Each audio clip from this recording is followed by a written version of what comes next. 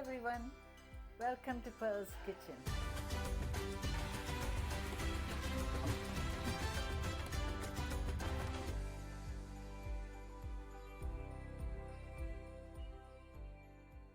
Everyone's journey is different, so let us help each other make it a pleasant one. Amen. Today I'm going to show you how to make Shami Kebab. This is my mom's recipe. This was one of her favorite dish. And here are the ingredients. In here I've got 750 grams of mince, beef mince, and I've got 3 medium-sized onions that I've cut into quarters, and I've got 4 green cardamom there. We don't need to pop it open because it goes in the pressure cooker. I've got 4 to 5 small bay leaves, and I've got around 4 small cinnamon sticks, and I've got a teaspoon of black peppercorn, and I've got around 10 cloves, and the black cardamom seeds. Here I'm only using the seeds, and I've got 6 of those. So you just pop open the black one, throw away the husk, and keep the seeds. So that's 6.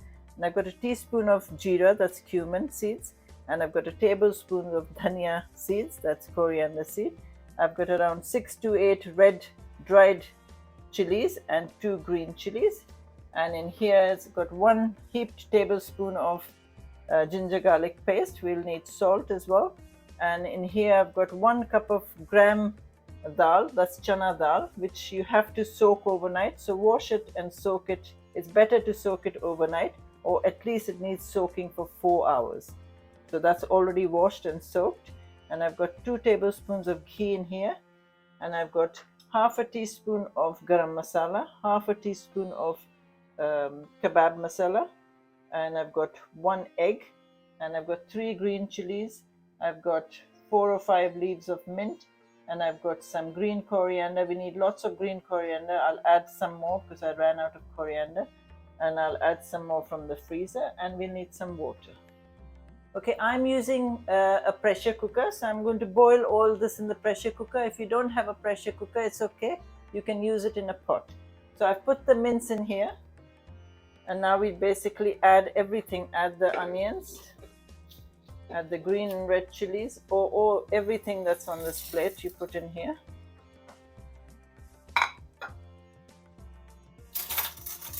Add the ginger garlic paste.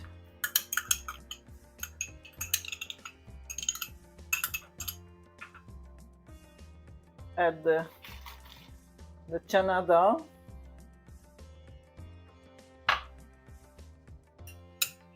Add the ghee.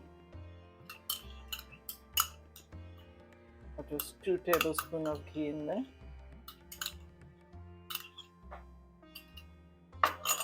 And then salt to taste, say around 1.5 teaspoons.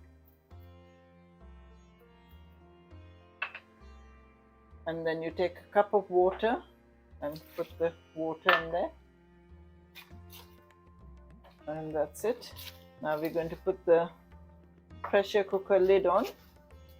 And people who are cooking it in the pot, do exactly the same.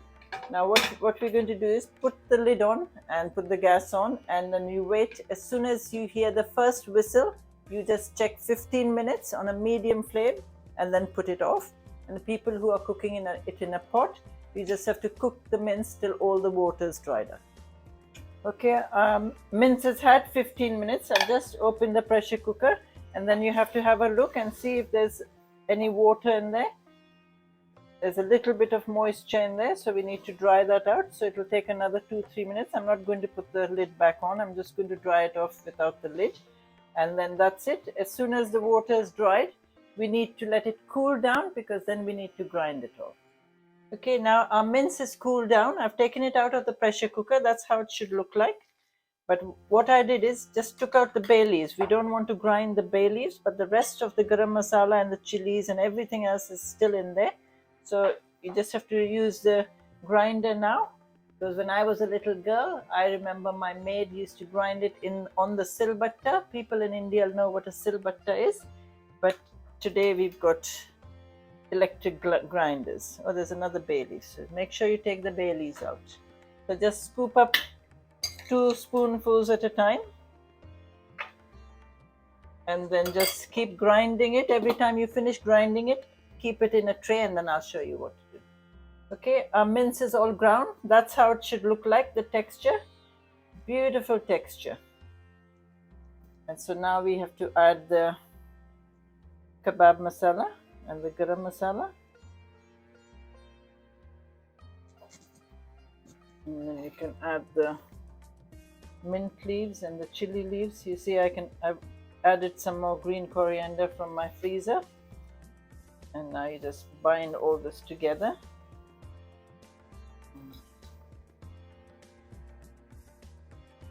These are so delicious. My mom used to just absolutely, she used to make them at least every week, once a week.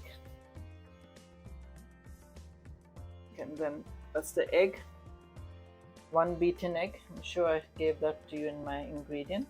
If I didn't, that's the egg going in. And then put the rest of the coriander. Basically just squish it all together, bind it all, and then just keep it aside for another 5 minutes to rest. Okay, now all the kebab mixture has been resting for 5 minutes with all the coriander and the green chilies. So now we need to start making the kebabs.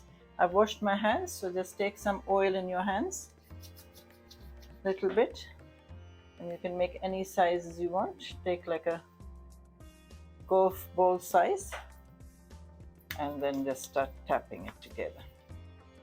They're so quick to make. Some more oil in your hand.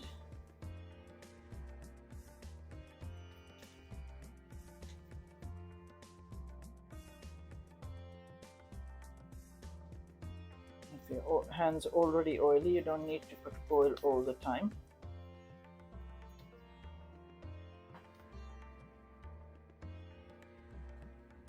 So quick to make. You can make hundreds of these in no time. Keep going till all the kebabs are made. Okay, all our Shami kebabs are made. That's how they should look like. In 750 grams, I got out 21 kebabs. So now I've got 2 frying pans because I always cook in bulk.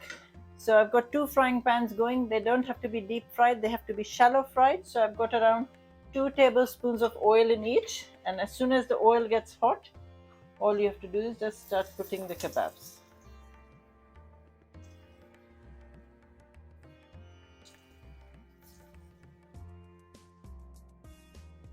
Depending how big your frying pan is.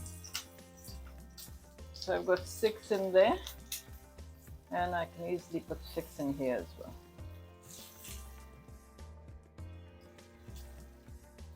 And that's it. Now you let them cook on a medium heat and for 3 minutes, and then 3 minutes the other side. Okay, it's had its 3 minutes. It should look golden the other side, and you just flip them over.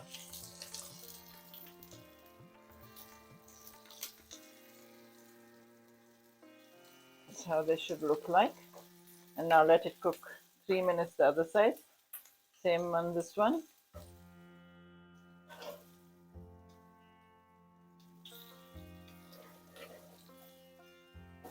On 3 minutes this side, and then just take it out. And keep doing it till you fried all the kebabs. Okay, it's had 3 minutes both sides. And now you just start taking them out. These are so delicious, you must try them. All your guests will say, wow, give me the recipe. And then that one.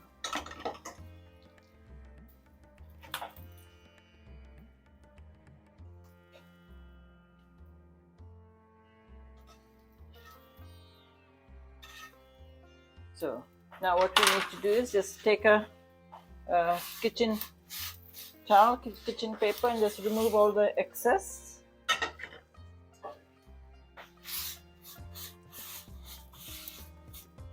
And then we start again.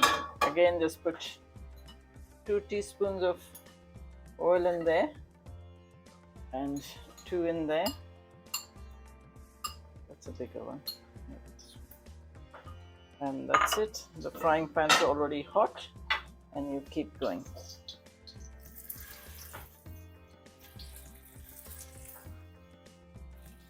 Five in there, and 4 in there. And that's it. Keep going, just like you did the other ones. That's all our Shami kebabs ready. And when you finish frying it, you can just serve it on a tray. And this goes very well with the green chutney. That's coriander, green chilies, and tomato chutney.